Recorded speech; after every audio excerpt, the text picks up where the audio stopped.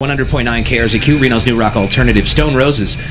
From the self-titled effort, first out now almost about, was it about 22 years ago, 21 years ago or so? It was, what year is it now? Yeah, like 21 years ago, right? Yeah, so it was like 88, 89 when that first dropped. That was another one of those MTV 120 minutes, like, fan favorite clips. Yeah, that was great. They used to play. Remember that? They used to play. I mean, I know everyone always says that, but it's so true. It was so great when they used to play videos on MTV, and they used to have 120 minutes and God forbid Alt Nation and have a channel called Music Television, but you show people fist pumping and game shows and teenage moms. Yeah, I know. I mean, it's so. I mean, everyone knows that now, but it's still, you can't help but miss it. Right. I guess we can't always eat the same kind of pizza for the rest of your life because it would just get boring after a while. Yeah, but you still need food. Yes, you do. God bless you for saying that. God bless you for saying that. All right. Excuse me. Let's. I referenced this off air to you guys when you first got here, but the last time I saw the two of you together performing was at Pop Scene in San Francisco. It was a very fortunate experience. Thank you to Interscope Records for making that possible. They set us up with tickets to see you guys do a Black Audio show, which was the first of, I think it was 15 or 16 shows that you guys did for that tour, because it started there and I think it wrapped up in Florida. Yeah, that was the first. Did we play Florida? I don't think Florida. Or it was somewhere. It was because I mean, we might have. I just don't remember. Yeah, it's very possible. I think the very last show of that was L.A.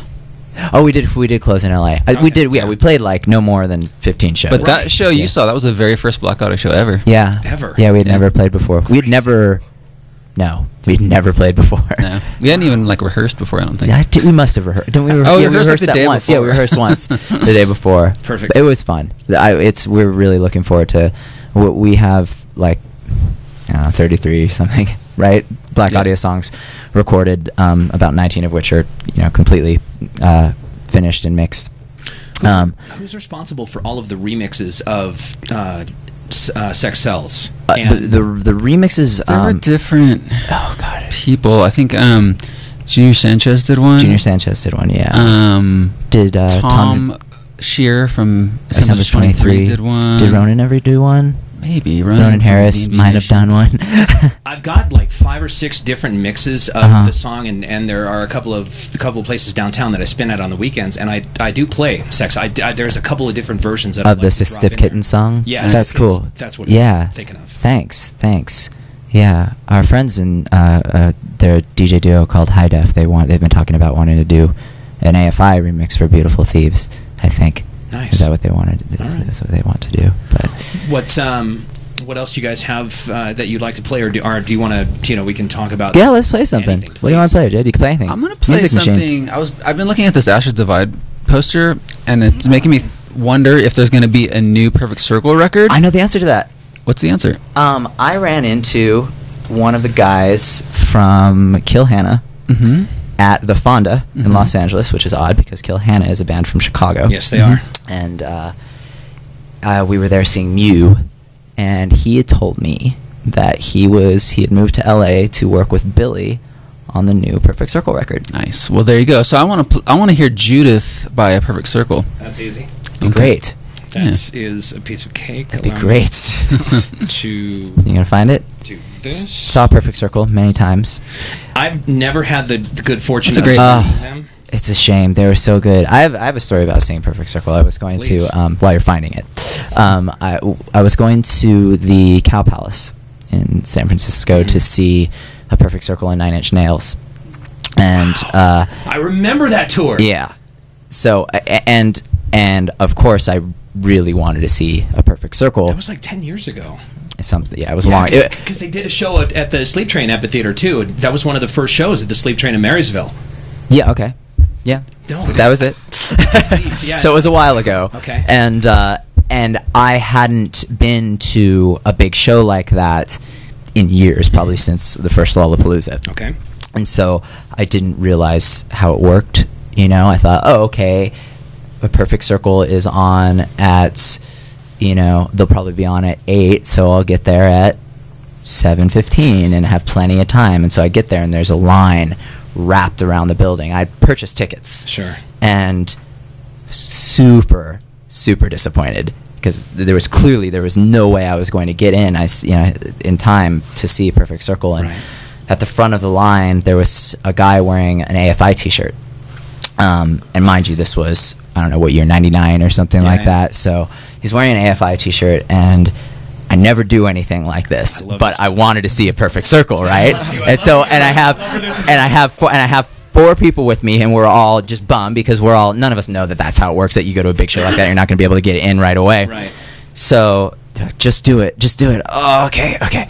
So I walk up to the guy who's wearing this old AFI shirt, which was, not that old at the time, maybe 2 or 3 years old. And I say, hey man, I hate to do this to you, but I sing for that band. Can I cut? And he said, no, you don't. And I said,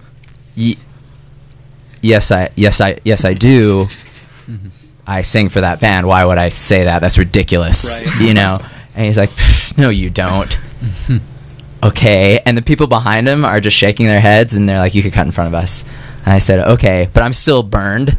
I'm just like, how could you? What's wrong with you? Why would I just say something like that? He's like, you know who I am? Well, it wasn't. Don't you know who I am? It's like, why would I be so? That would be just an absurd to claim. Cut in line. You would make up that story to cut in line. I mean, but if you pick any shirt. If he was wearing a Rolling Stones shirt, you'd be like, I'm Mick Jagger. Can I cut in line? Yeah, I guess. And so he says to me, all right, sing Cruise Control. Which is a song that was at that point, 2 years old or something. And I said, no, I'm not going to sing Cruise Control. I said, I'll tell you the lyrics.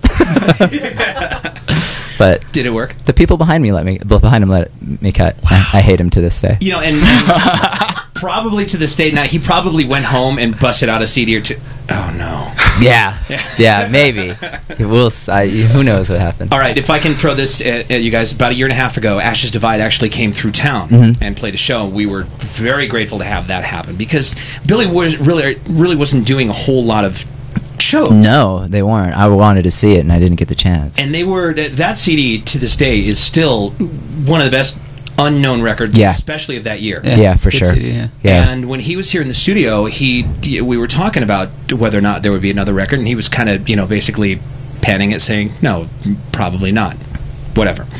And we got on the subject of Judith, and he said that when he and Maynard took the song to Rob Halford of Judas Priest, of all people, Rob Halford listened to the entire record through and through and said, you need to go with the song Judith. If you want to sell 1 million copies of this CD, that will be your first song. What? Yes. Rob Halford. Rob Halford. Go with Judith. Wow. If you don't, you can go with any other record or any other song on this record, but you will not get the success that you will receive unless you go with Judith. Wow. Go with Judith! I hope he was talking in that voice the whole time. On that note, it's 100.9 KRZQ.